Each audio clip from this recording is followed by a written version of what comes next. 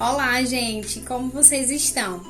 Eu me chamo Monique Pereira, sou fisioterapeuta dermatofuncional e pélvica e hoje no Falando em Físio eu vou contar como você pode evitar esse tipo de sofrimento da sua paciente dentro da sua clínica de dermatofuncional.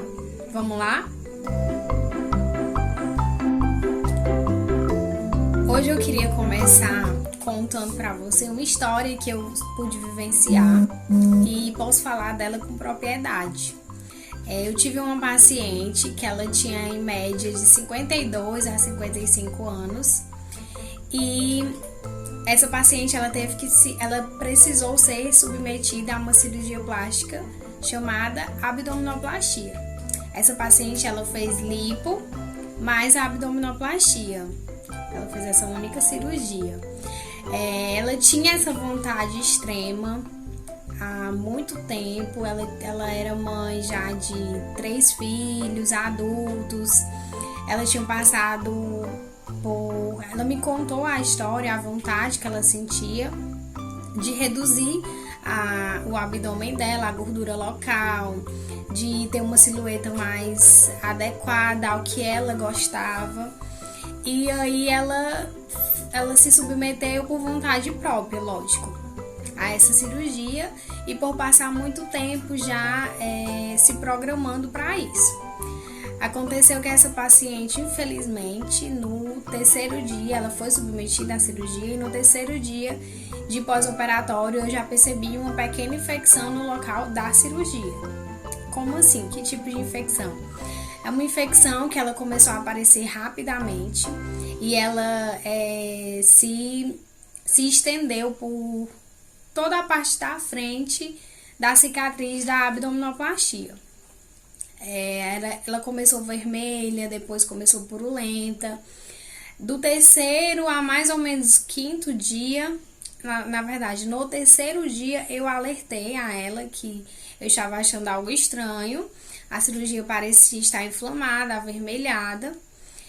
Eu, como sempre mantive todos os cuidados em um pós-operatório, em drenar para o local adequado, em fazer as manobras sempre sem que ela precise se levantar. Eu sempre, nos primeiros dias, eu vou até a casa da paciente, para que ela não precise vir até o meu consultório.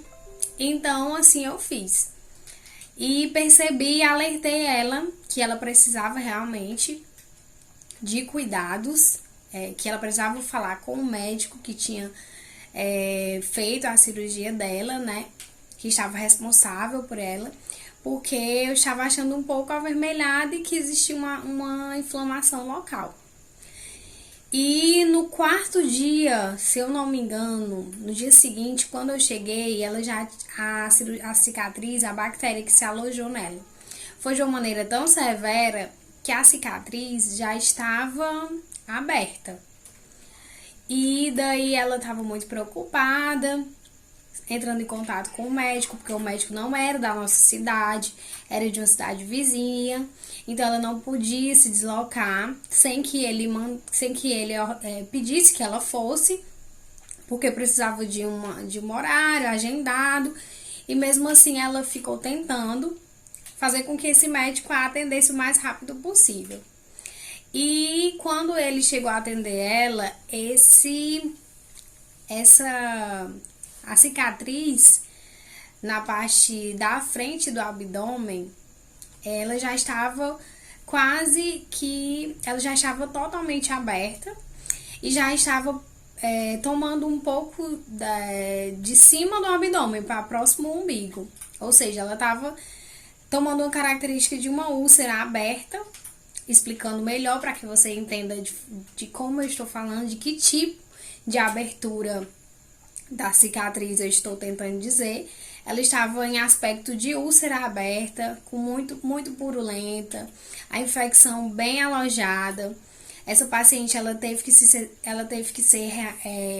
hospitalizada, tomar antibióticos fortíssimos devido a essa infecção que se alojou. Foi um tipo de bactéria super resistente que o próprio organismo dela não conseguia combater.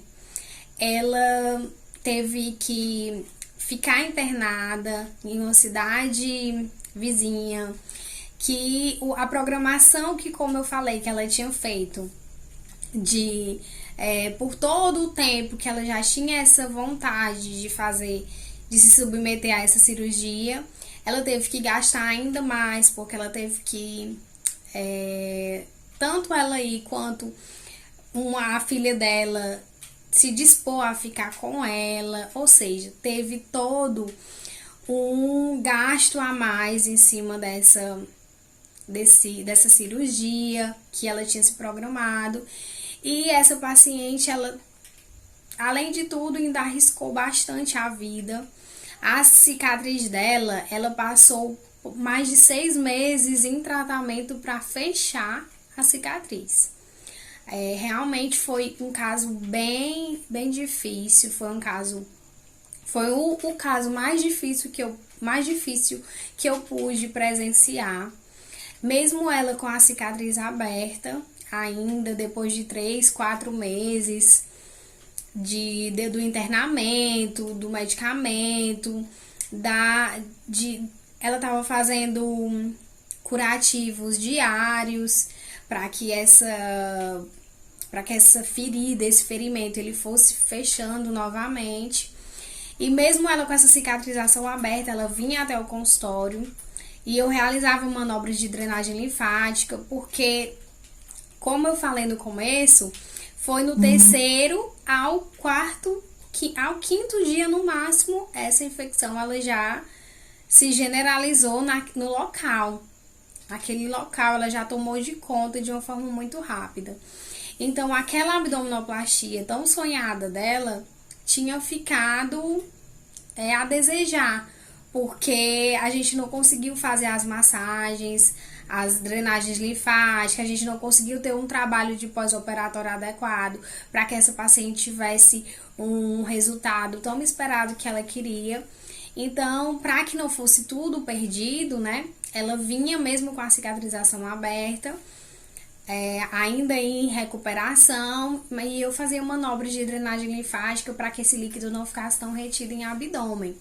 Isso, gente, 3 a 4 meses após o acontecido.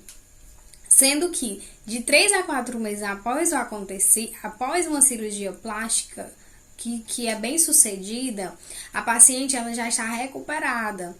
Ela já está na fase final, ela já está ali voltando às suas atividades de vida diária, à sua atividade física, aos seus exercícios. E essa minha paciente, ela estava ainda vindo para eu retomar as drenagens linfáticas que não foram feitas no tempo que deveria ser. Ou seja, esse realmente foi um caso bem complicado, bem extremo.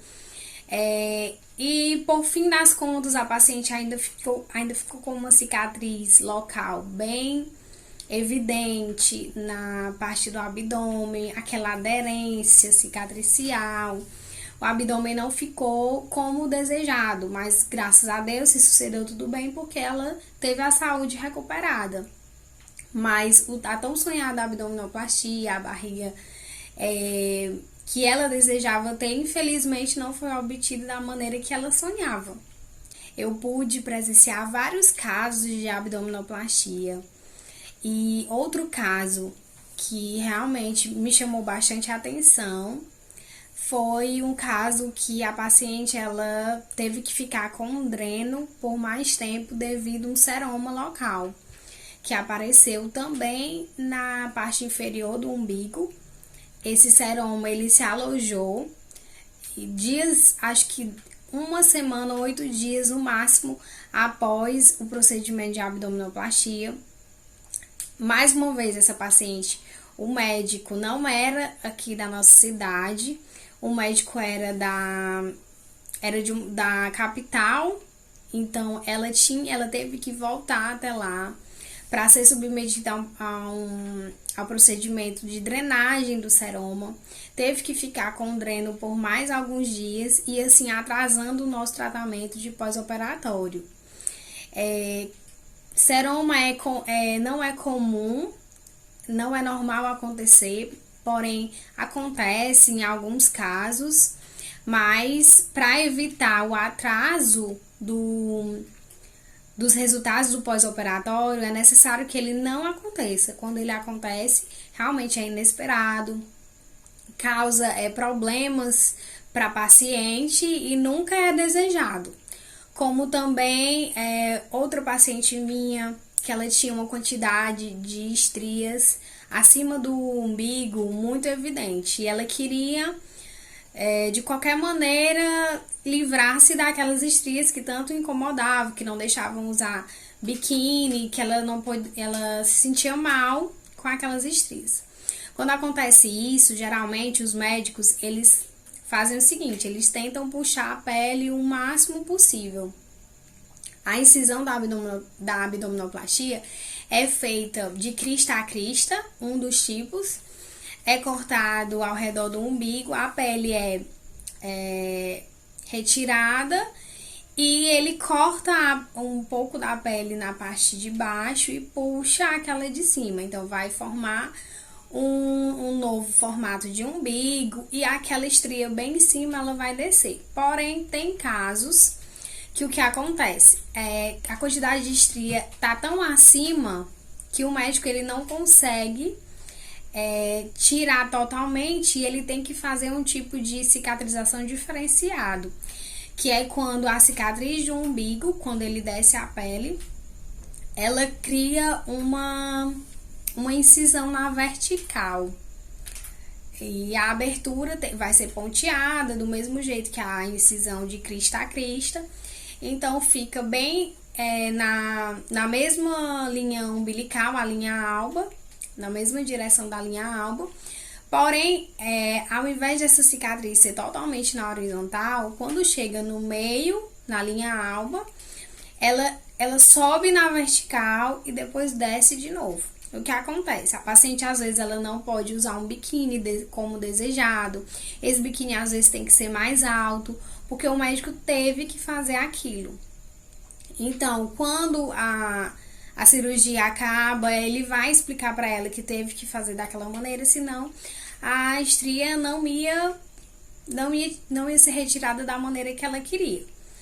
E por satisfação de geralmente se livrar daquelas estrias, ela fica com aquela incisão que não é satisfatória, mas é melhor do que as estrias que ela não queria de nenhuma forma, né? Porém, esse é um caso que ela só fica sabendo após a cirurgia, por muitas vezes, e que não é totalmente satisfatório, mas é algo que precisou ser feito. Já tive casos também de abertura da incisão, pequenas aberturas, os pontos às vezes se abria devido às vezes falta de cuidado da paciente, às vezes esforço excessivo, acabava que aquele pontinho abria e quando ele ia cicatrizar novamente, ele cicatrizava de como a gente chama cicatriz de segunda intenção, que é onde a cicatrização ela fica aberta, ela é de primeira intenção, ela vai ser ponteada e ela vai se regenerar, ela vai fechar direitinho. Segunda intenção é quando não deu certo da primeira vez e ela vai novamente tentar cicatrizar. Então, a gente chama cicatriz de segunda intenção. Porém, o aspecto fica diferente da de primeira intenção. Às vezes fica mais parecido com o queloide, não tanto, mas fica mais parecendo com o queloide, o que também não é satisfatório para a cliente, para a paciente que se submeteu a esse tipo de cirurgia. Ela quer realmente que a cicatriz fique invisível, o quanto mais invisível possível, porque a gente sabe que uma cicatriz de abdominoplastia não é legal, não é bonita, não é estética, que realmente é necessário, porque é um método que a paciente se submete e realmente ela vai para a cirurgia, ela vai sabendo que ela vai ficar com essa cicatriz, que por vezes eu já vi muita reclamação delas que não queria ter esse tipo de cicatriz, mas que infelizmente teve que ter, porque para ter uma barriga do jeito que elas tanto sonhavam, foi necessário se submeter à cirurgia e por isso ela precisou ficar com esse tipo de cicatrização, o que não é legal, porque o biquíni vai esconder, mas quando ela estiver sozinha, quando ela se vê, quando ela se olhar, quando ela estiver com seu parceiro, talvez ela não se sinta bem. Então, é mais um caso que a paciente se submeteu porque foi necessário, porém não é tão satisfatório quanto ela desejava que fosse.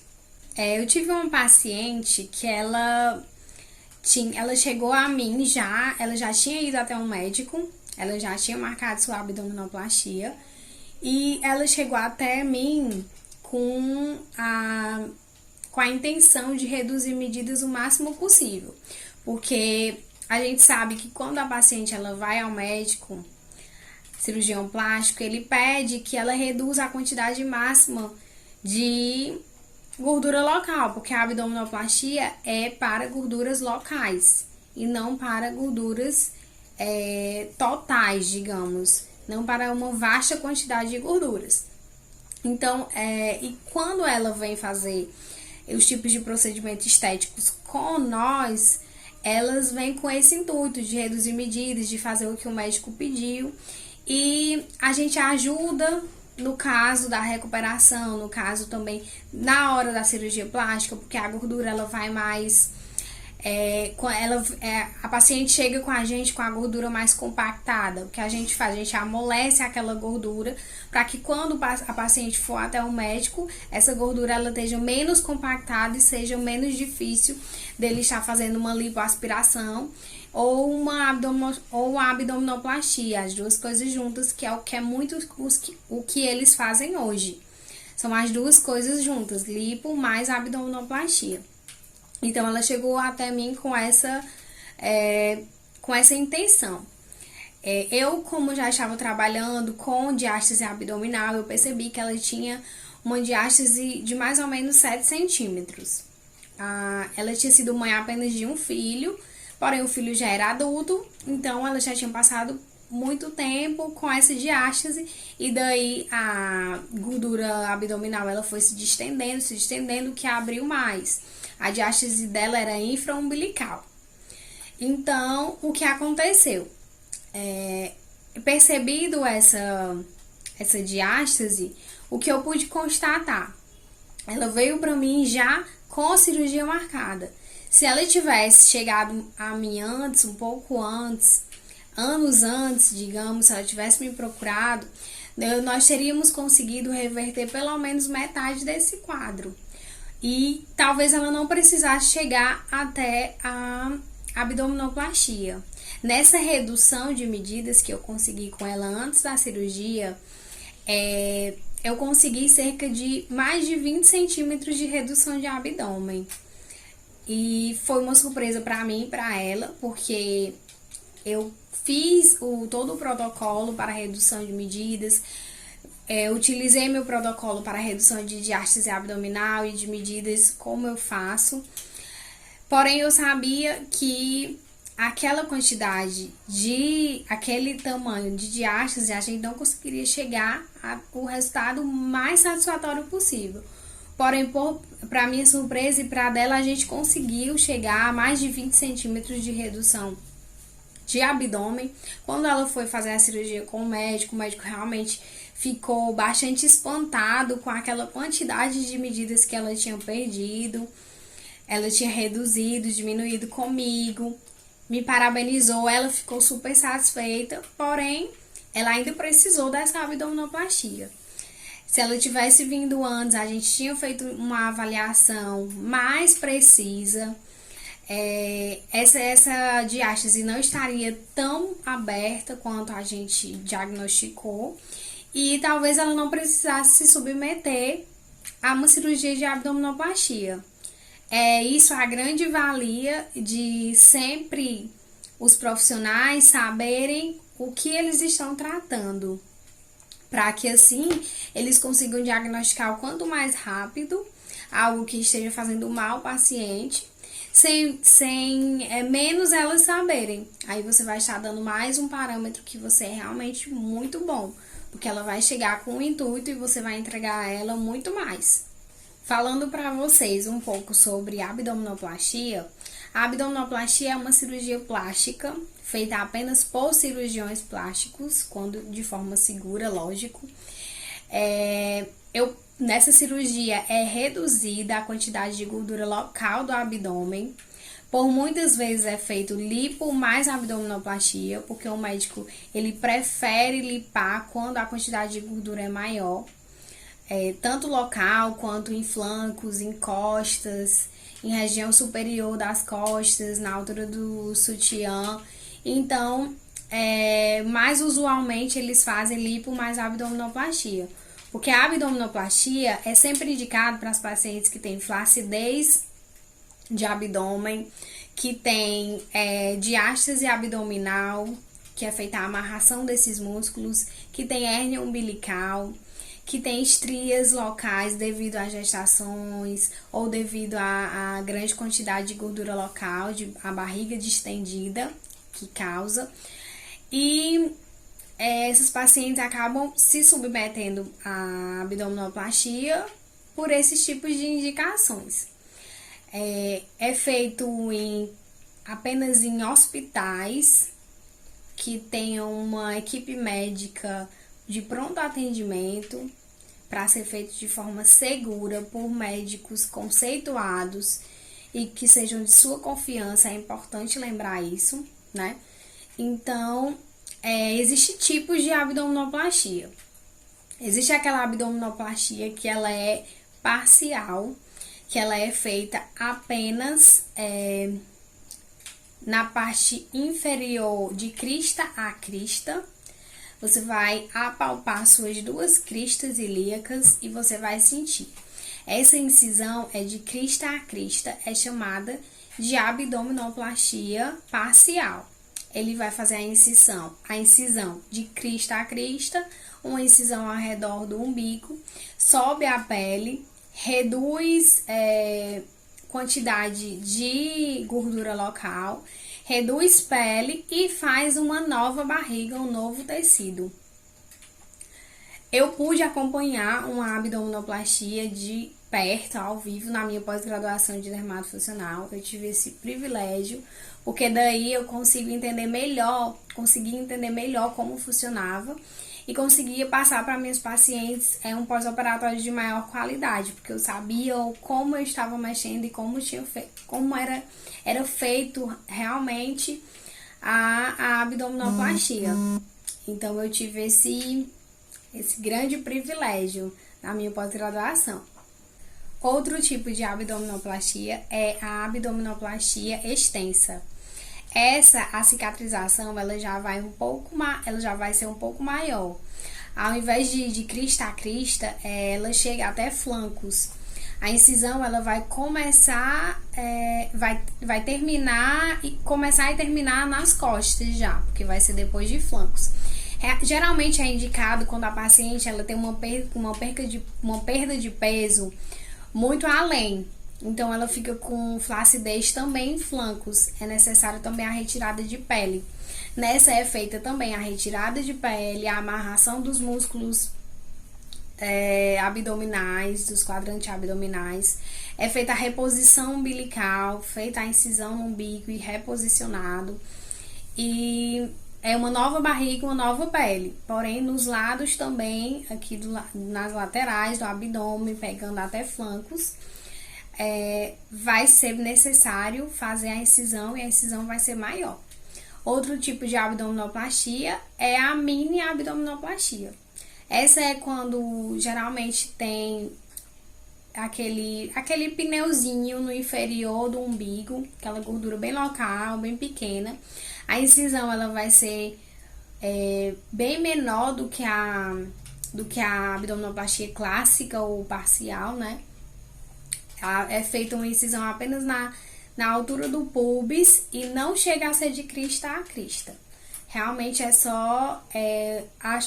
eu acho mais ou menos que para você entender melhor do tamanho de uma chave aqui dos dedos. Do dedo polegar até o dedo mínimo.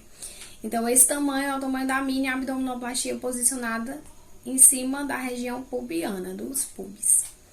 Esse é indicado para uma gordura local bem menor, bem só aquele pneuzinho, realmente inferior de umbigo.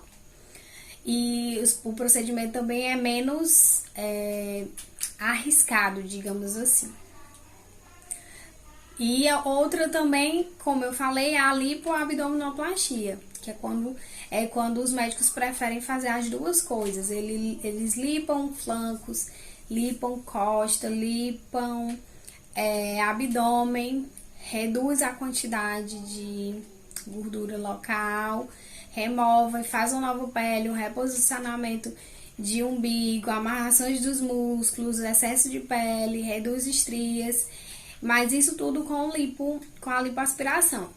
Tem algo que é bem peculiar que eu não posso deixar de dizer para você, que é sobre algo que a abdominoplastia causa na paciente, que por muitas vezes não é alertado para ela, que é sobre a diminuição da sensibilidade local. É algo bem importante, tanto para ela quanto para nós, fisioterapeutas. Nós precisamos saber disso na hora de aplicação de algum cosmético, na hora da aplicação de aparelhagem. Então, é importantíssimo saber disso. Quando a paciente é submetida à abdominoplastia, ela perde um pouco da sensibilidade, porque é uma nova pele que foi colocada ali em cima. Então, a sua sensibilidade vai se tornar um pouco grossa. E ela vai passar por mais de 1 ano para poder conseguir restabelecer a sua sensibilidade que por total. Sendo que esse total ainda não vai ser o completo. Logo no início, nos primeiros dias de pós-operatório, sempre é referido pra gente um tipo de... eu tô sentindo uma dormência. Doutora, quando você passa a mão, eu sinto como se estivesse dormente. Porque é essa a sensação que elas têm. É de dormência abdominal. É como se o toque fosse grosso. Como se quando a gente tem um formigamento, que a gente passa a mão em cima do local do formigamento e aquele toque é distante. Então, a paciente ela vai passar por isso também. É poucas vezes alertado, porque por muitas vezes eu mesma que tive que alertar a paciente disso. Olha, a sua sensibilidade ficou realmente reduzida. Isso é algo que a abdominoplastia ela causa, é a redução da sensibilidade local. A gente vai estimular com aparelhos. O aparelho de ultrassom que eu utilizo, o ECOS, ele tem a função de estimular também, de fortalecer a musculatura. Então, a corrente que é passada no abdômen, ela acaba sim estimulando a sensibilidade da paciente. Porque quanto mais a gente coloca um tipo de, um tipo de toque diferente, mais a gente vai estar estimulando a sensibilidade. As massagens locais que é feita também estimulam a sensibilidade no local. Então, isso vai facilitar muito o toque, o dia a dia, por muitas vezes feitos repetidamente. Então, sempre eu indico à paciente que ela nunca deixe de fazer totalmente as massagens depois de uma abdominoplastia. Ela sempre fique repetindo, sempre fique fazendo, porque isso vai estimular muito a sensibilidade dela, tá? Então, isso é algo que eu não poderia deixar de dizer pra vocês, porque eu vivi e convivi com essas mulheres que passaram por essa perda ou redução de sensibilidade, e é algo bem importante que eu tinha que deixar vocês passar essa informação para você, né? Se você não sabe, ficar sabendo agora, e se você já tem conhecimento, já é mais um motivo para saber uma das causas contrárias que a abdominoplastia causa na vida da paciente.